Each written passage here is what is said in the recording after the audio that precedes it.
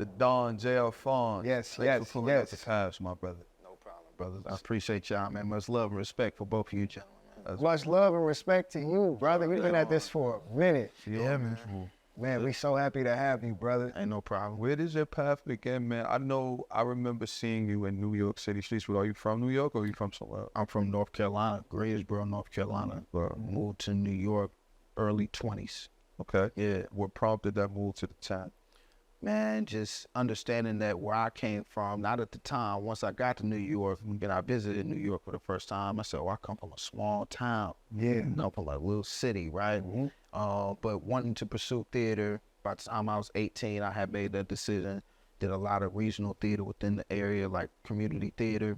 Did a lot of theater going to, different cities throughout the country, but realizing if I wanted to get on Broadway, obviously I needed to be in New York. So did that move and didn't really know how I was going to make it happen other than the few connections that I had. And made it happen. So what age were you when you booked your first Broadway play? So actually, Soldier's Play was my first official Broadway play. And so I was 30 years old. Yeah, that was 3 years ago. But I had been doing theater in New York from the time I've been doing theater since I was 18. Right. Didn't book my first Broadway show until I was 30. 12 years later. Off Broadway Right. is like Signature, Second Stage, all right there in the same areas. Right. It's just about the number of seats that's in the theater.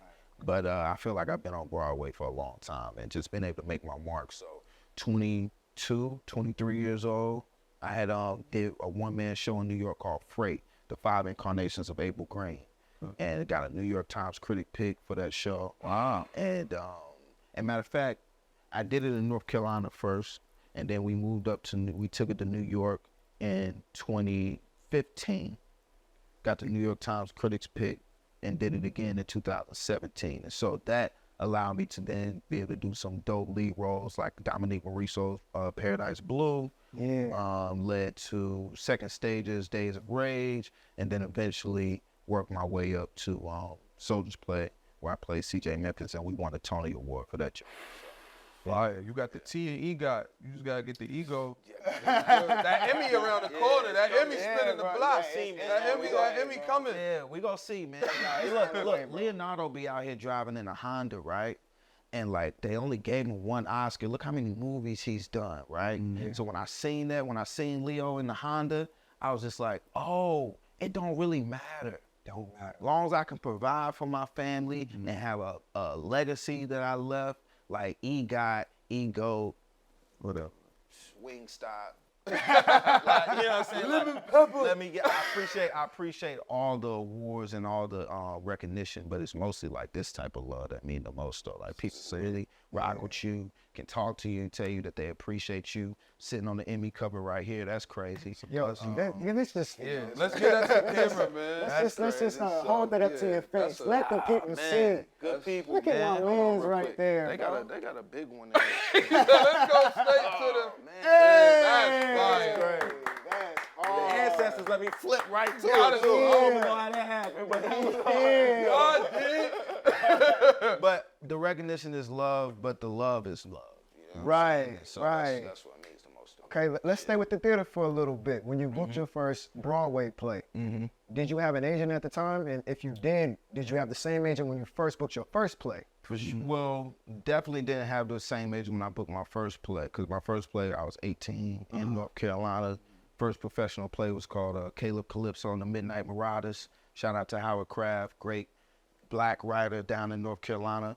I played Caleb, so did that. But then eventually, my agent from North Carolina introduced me to my agent in New York. Okay. And so my agent in New York, I had already had an established theater career over the Equity Theaters and Playmakers Repertory Company. And then, so by the time I booked Soldier's Play, I had been well established as a theater actor, had been with CESD for a minute, had did like the Blue Bloods of it all, and the Chicago PDs, the Blacklist, all the guest stars on the TV shows, the Tales, all those things happened before Soldier's Play.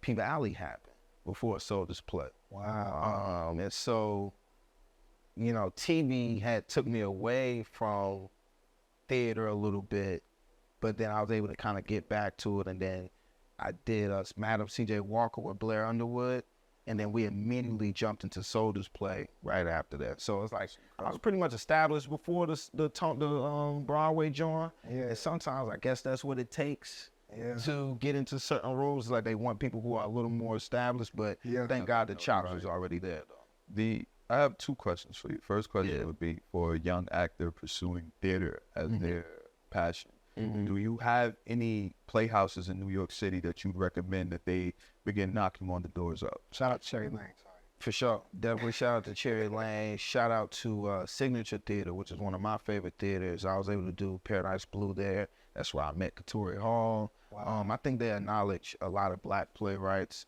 and then they make it affordable for the community that's there. Like they have tickets that are $35 every day that you can come and see a show.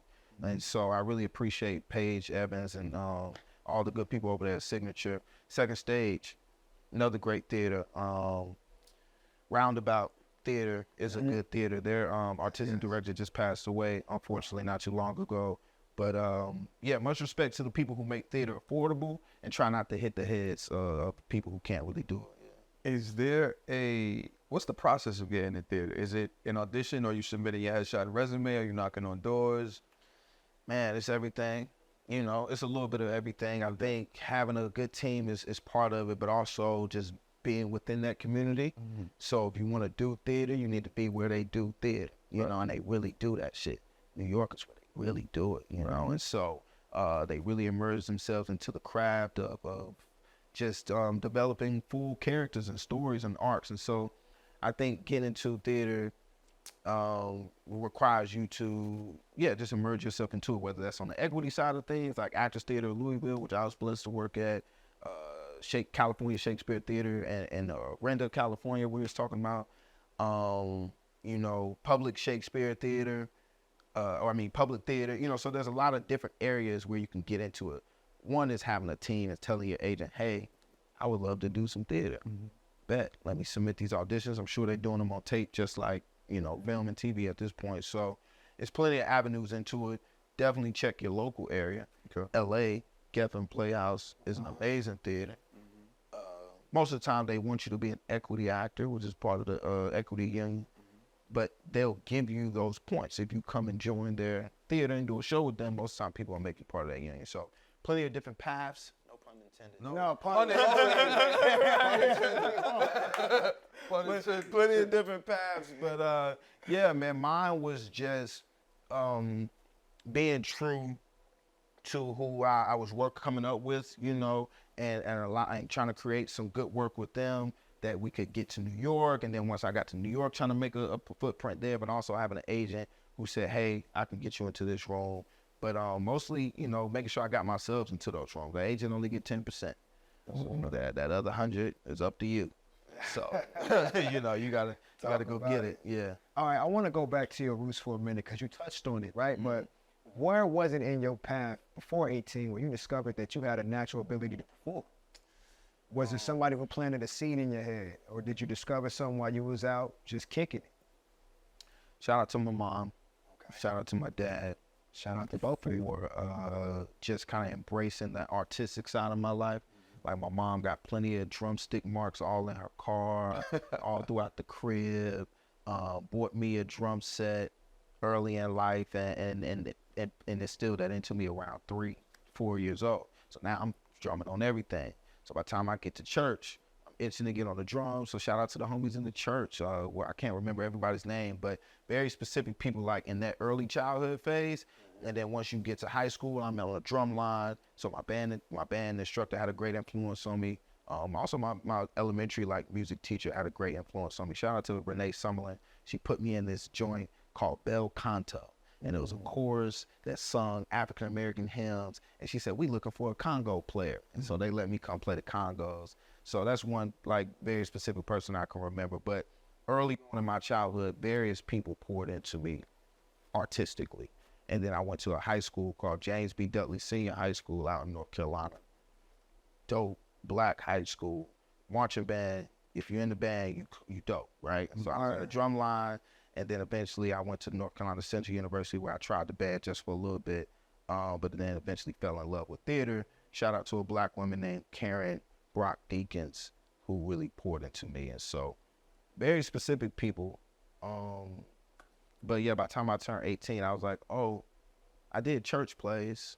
Like, I think I can do real plays, you know, like other plays and stuff too. So I just fell in love. Thank you for walking us through that. Oh yeah, I mean, I was like, did I break it down? You know, No, you're there. We see the path. All right, now, in this industry, if you know it's small. We're 1 or 2 people away from anybody we want to be next to, right? And in that, like, you're highly regarded with your talent, right? And it's saluted in every single room you walk in, right? So the question I have for you, brother, is what roles did you see growing up that you absolutely needed to see that may have changed your way of thinking or opened your way of thinking or inspired you? Man, like we had all the Disney stuff, right? Of course, right? So your imagination just goes forever with Lion King and all the things. Didn't watch much TV growing up. But just to be super transparent, it's not like it's a diverse film, but it's not a lead black character. But Hook is one Captain of Hook, Captain Hook, like the movie Hook, right? Is one of my favorite movies of all times, just because Robert Williams is one of my favorite actors of all times too. But also the imagination that they had to have, even the little black boy is the one who really brought the imagination. If you remember the movie Hook, when the little black boy come up to Robert Williams and he touching his face and he like, there he is. They talking about the smiles. Like, I see it, Peter, all the stuff, right? It was something about that made me believe in imagination and creating, but also like being honest to moments, right? Like in children in that movie, it's a lot of kids, and so it's easy for them to be honest, and they talking shit about Peter, you know what I'm saying, and how he be doing. And so like that movie inspired me a lot. And then as far as like you know, obviously you got to do the right things and the boys in the hood and all the things that you could relate to in a very specific way. And then for me, another one was the Goonies, right? Classic. You know, certain things I think, just like I said, just broaden your imagination, man, and had you kind of thinking like, oh, great, anything's possible. And then Rambo is like my ultimate. Shout out to Sly. Rambo is a legendary project. Legendary project. That's the first time I ever seen I want to be the first black Rambo. Yeah. Ever casting that. I can see that. Yeah, so I know we striking, but yeah. one day, we ain't gonna tell nobody. We ain't gonna tell nobody. But yeah, man, Rambo was one of those ones for me that it kind of like motivated me. I was like, oh, okay, I can lock in and get through anything in life. Like even if it's in the wood, carving sticks and trying to make sure, you know, nobody's taking over. But yeah, those are my movies. Hook, Rambo. What's the other one I said? Boys in the Hood. Boys in the Hood, for sure. Men in Black, Independence Day, Will Smith movies. Always had something.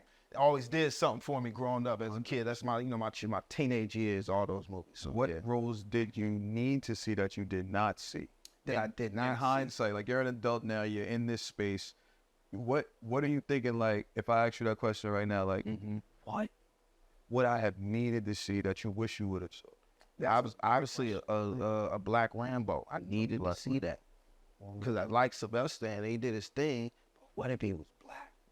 And it wasn't super scary, like, oh no, the scary like black man trying to kill people type of thing. So that would have been because maybe my perspective about that would have changed, right?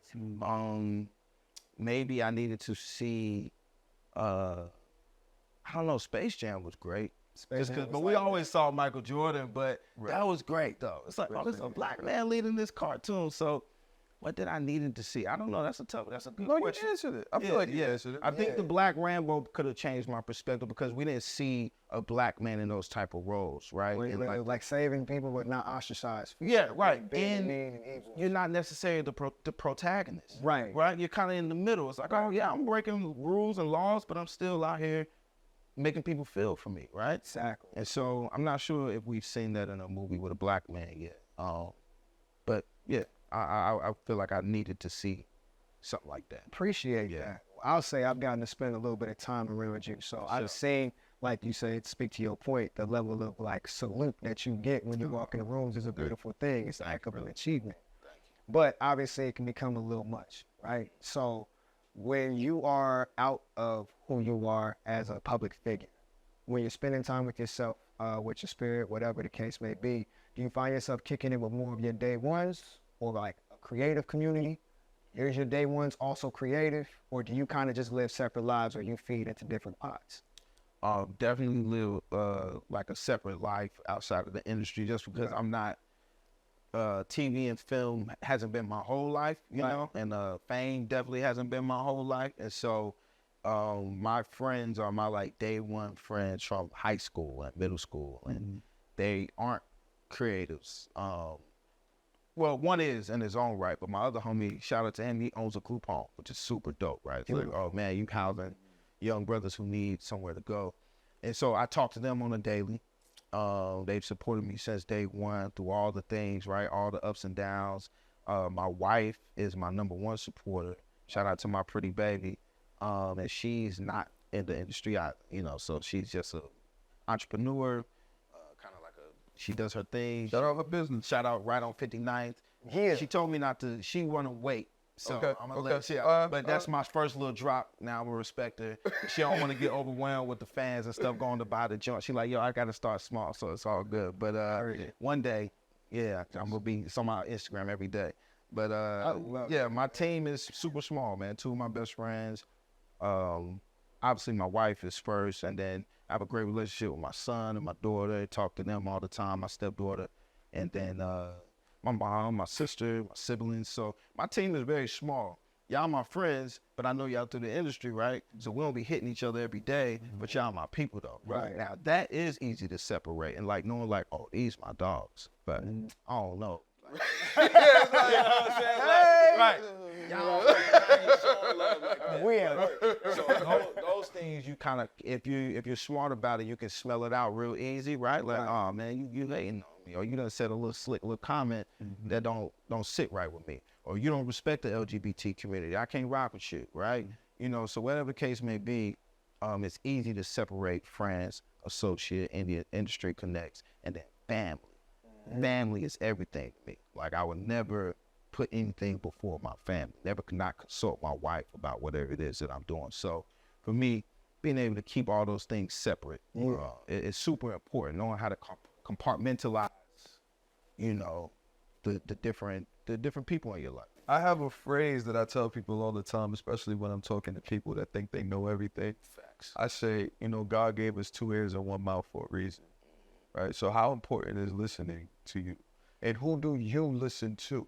Because you just mentioned family, so I'd assume like you're the patriarch of your family at this point, or at least in your immediate family of your wife and children, right? To a certain extent. My wife is mostly. Oh, okay. Boom. So in that, like, how important is listening, and who do you listen to, whether it be your wife, a mentor, someone you look up to from afar? Like, who does Jay Fonz listen to? And how important is listening? Well, listening, I learned how to listen as an actor, really, which then I had to apply to real life. Yeah. Because I learned that if you don't listen as an actor, you ain't gonna never really get it. You just gonna be acting, but if you can really listen and then respond naturally, all of a sudden, like, oh shit, I'm really a storyteller now. I'm breathing and believing. So luckily that started happening for me 18, 19. So then communication wise with real people, we all got hard heads, especially young black men. We don't want to listen to nobody for a minute. So I had to start learning how to listen to, like, obviously my mom later in life. You feel like you know everything. My older brother, a lot of my mentors, my friends, 2 of my good homies, they keep it really solid with me every day. They don't switch it up. They don't want to make you think otherwise or to allow you to get the big head. But now at this point, it's my wife. Yeah. And so and the reason I say the patriarchy thing, I just feel like my wife is kind of head of our family, right? And I do what I got to do, but she's so smart. I lean into her perspective. I don't mind following what she wants to do, just because as a man, after a certain extent, you kind of know, like, what I want to do. Like, all right, cool, I want to do that. I done heard the OG say that at the barbershop, and I heard this person say that. Yeah. So even with, like, my therapist, I chose to go with a black woman just to kind of learn lean into that perspective a little bit more, figure out what that is. And so, and then all the homies, we go talk. We got our homie talk. We got all of that, whatever that case may be. Whether it's my older OG, where he's like 50-something, 70-something, and those perspectives are great too. But then sometimes a 70-year-old perspective may be a little too old for me. I may not be able to follow what that perspective is. So I follow my immediate counterpart, which is my wife, right? My immediate partner, and which is really strong. If you got a good one. If you got a good woman in your life, I think you can lean into it and she'll take you to another level for sure, which my wife has definitely done for me. I 1,000% agree with everything you said about listening to a woman, especially a black woman, the perspective, the insight. My wife is black. So we make this clear for those who don't know, right? The perspective, the insight, the experience, I'm sure the words you're hearing are uplifting and powerful. Man, That's capacity. it's crazy, man. And even her aunties, my mom, shout out to my mom and my sister, right? My sister is like this incredible parent. She's dope. She homeschools her kids.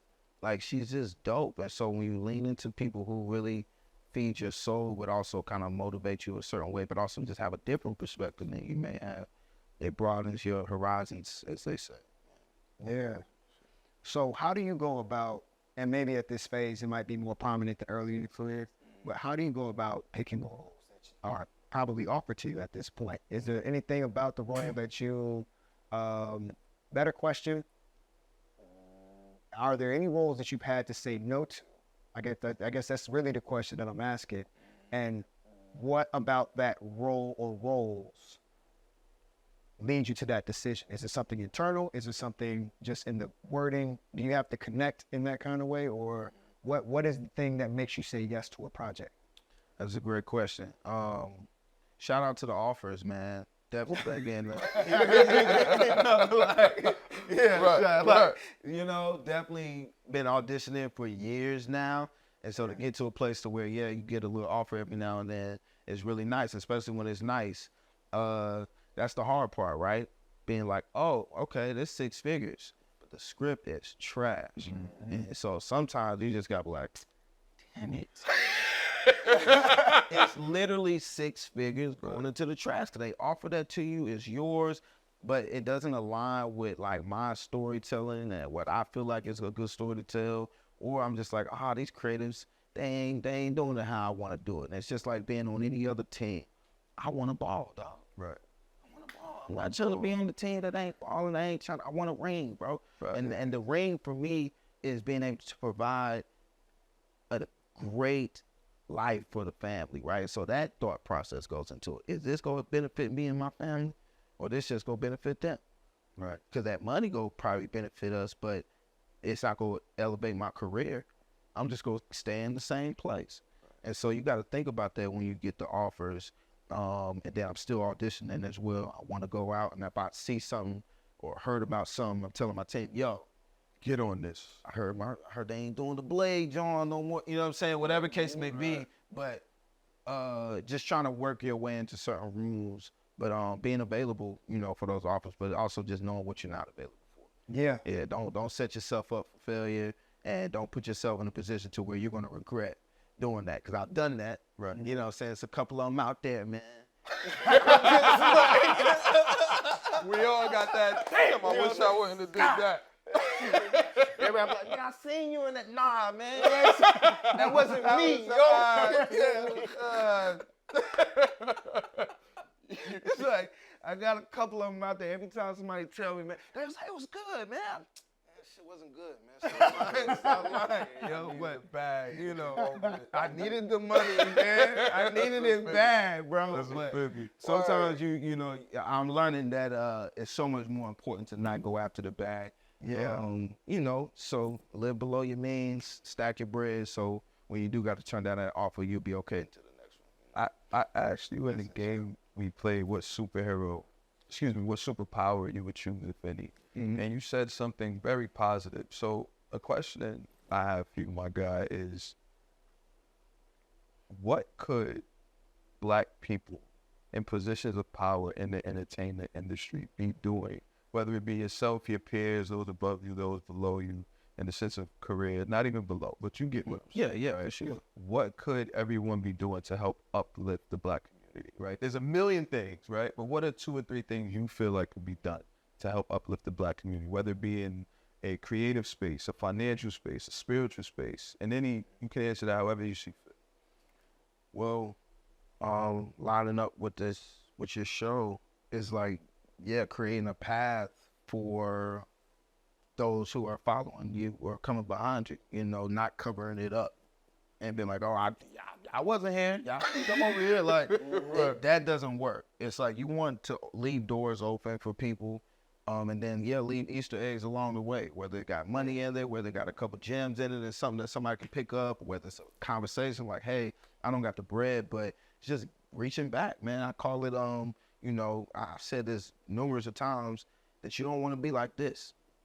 You don't want to just be out with your hands out. Right. But if you can pull yourself up, pull other people up with you, you create a path, you're a bridge builder. It's like I told you off camera on my father's tombstone, it says bridge builder.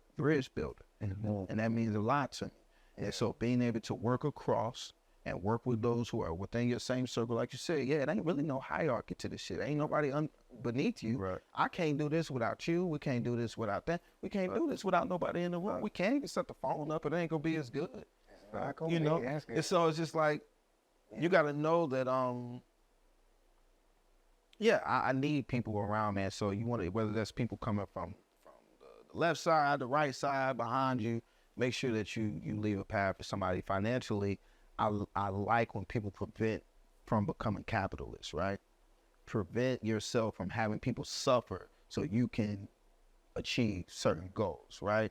I like to see what LeBron is doing, right? Even though we know he got all the Nikes in the world and there's probably some people who got to make those Nikes, all those things, I think he gives back to his community in such a way to where he tries to balance out certain things to where it's like, cool, I'm making all this money, I'm able to have this great life, but I'm going to provide 50 apartments. I don't know if y'all seen that. He just provided. I saw the school. I didn't see the apartments. Please. He got the school, but now he got the building with 50 apartment units in it for multi-family homes that live there free, everything, while they attend school.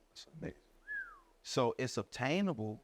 It's just like everybody kind of like, oh yeah, I got this bread. Let me put it out there. Or let me resource other people who can say, hey, I put in this much, you put in that much. So when I said, if I wish I had that superpower, like that's a real deal thing for me.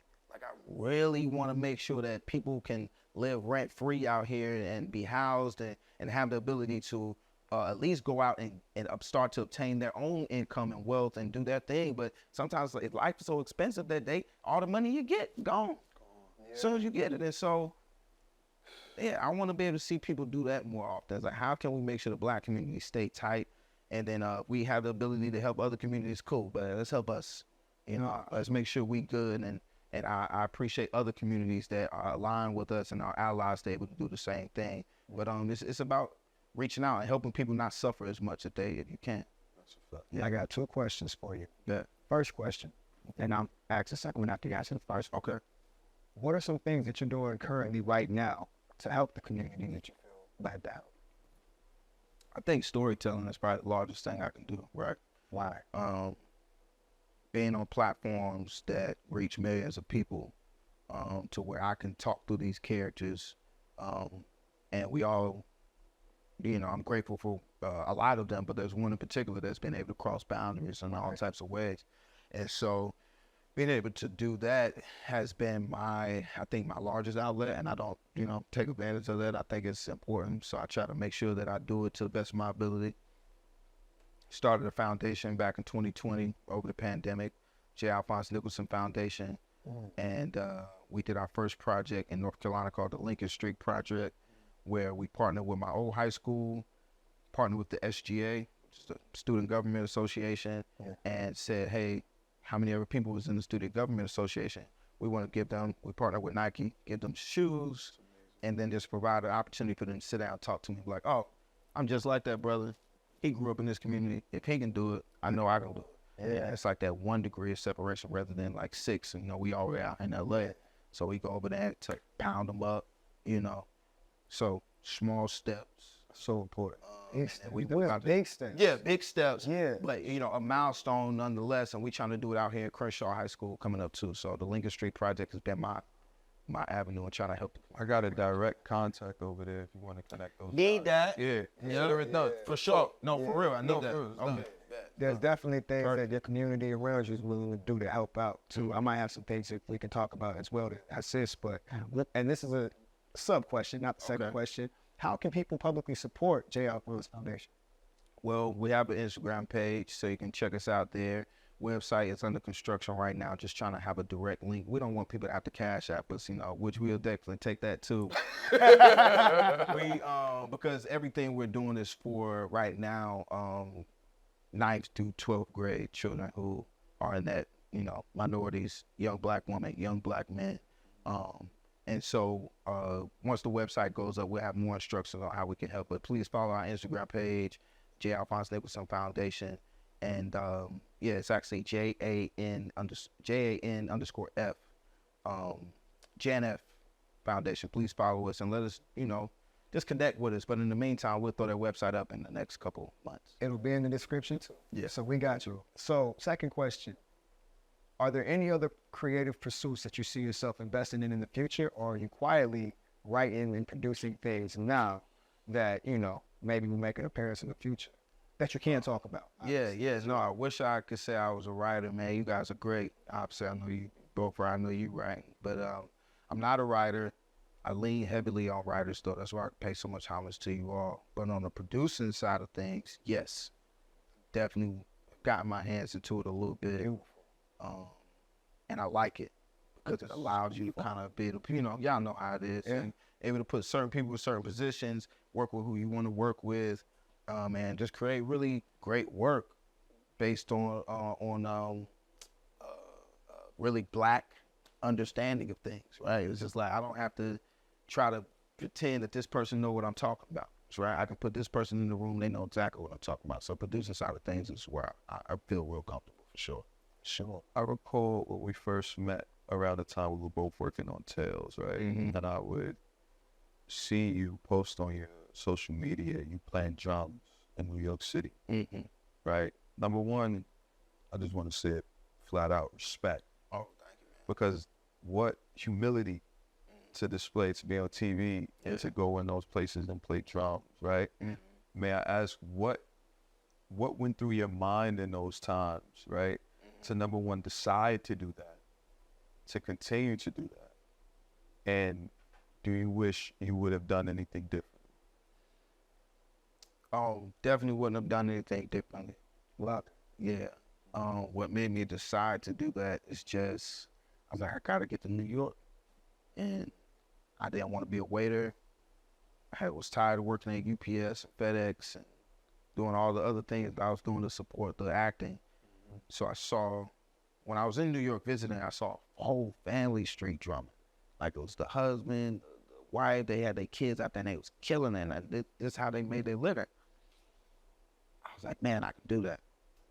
I know I can do that. So I went back to North Carolina, got the buckets, the pots, the pans.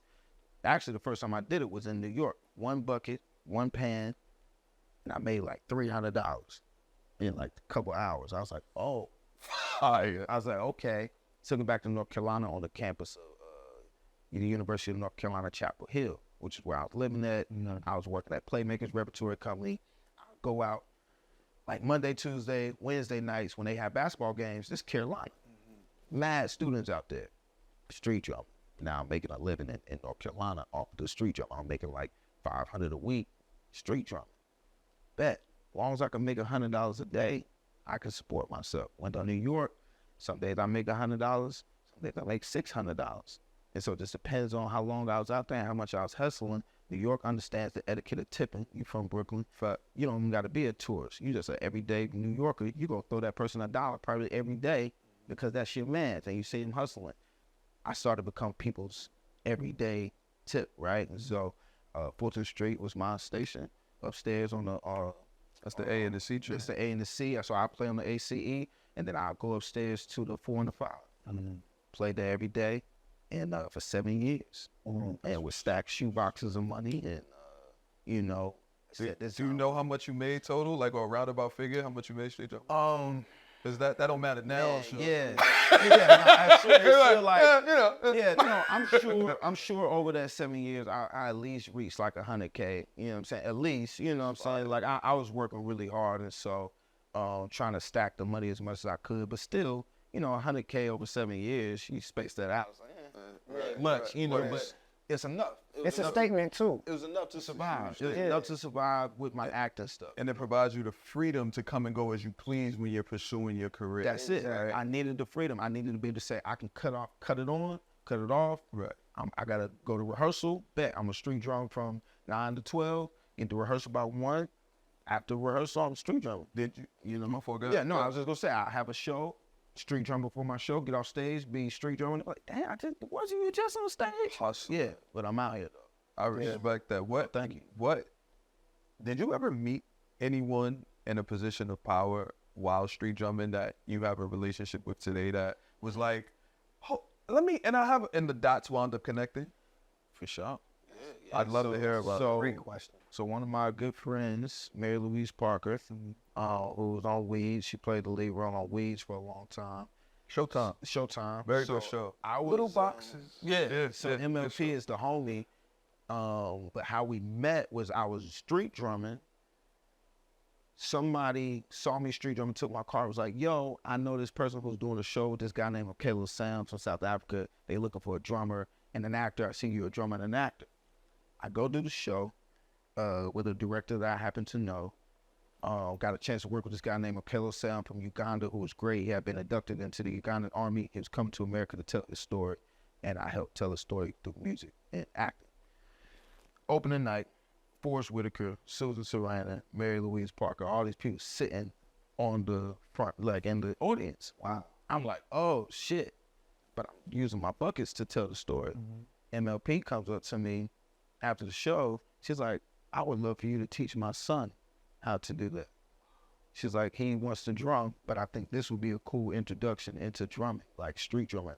And at the time I called it found sound, right?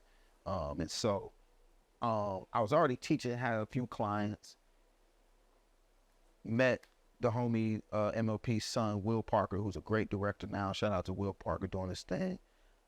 He just texted me not too long ago. And then she and I became friends. And I just thought it was such a weird, like, I was like, now, cool, me and this white lady, I became dope-ass friends. She respected the culture. She, later met Nafisha. We all became friends, had dinner and stuff like that. So that was a unique bond that I found. Met Forrest Whitaker through that too, right? Forrest was just super cool, walked me out. It was all these cameras, and I was kind of new to a lot of that type of stuff. And he was like, oh, it's fine, let's go walk with like told me keep it real, like talking to me, and ended up being able to connect with him through some other stuff that some projects that hopefully was gonna work out at some point. Tay Diggs drops a 20 in my joint, right? He was doing Kinky Boots in New York. I later see Tay Diggs, I think at the NAACP Image Awards, not too long ago. I was like, bro, you gave me $20 one time, and I needed that, you know what I'm saying, like, and I was street drumming. He was like, oh, okay.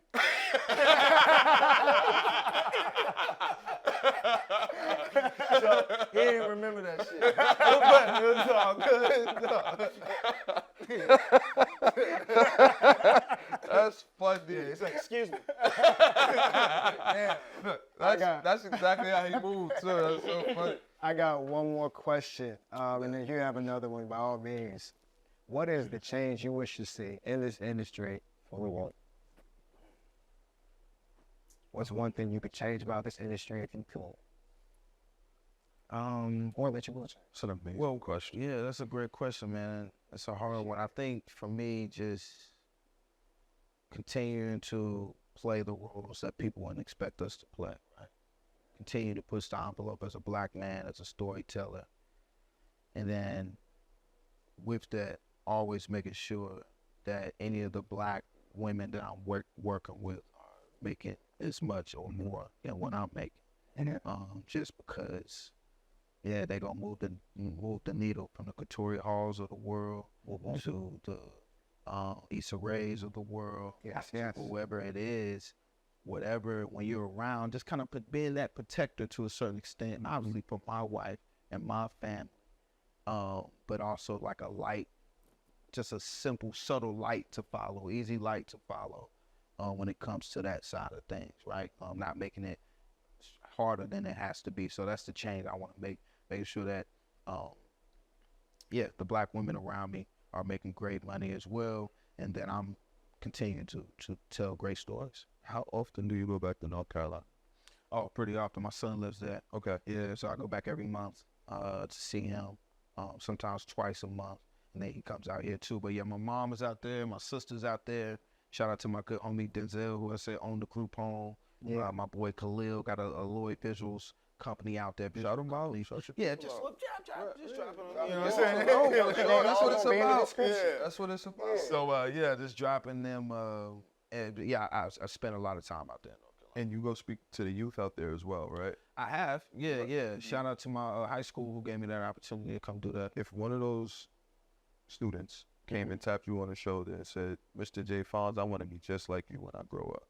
And you don't give them a blanket statement of a response. If you can give them a path to take, what exactly would you tell them to get to where you are?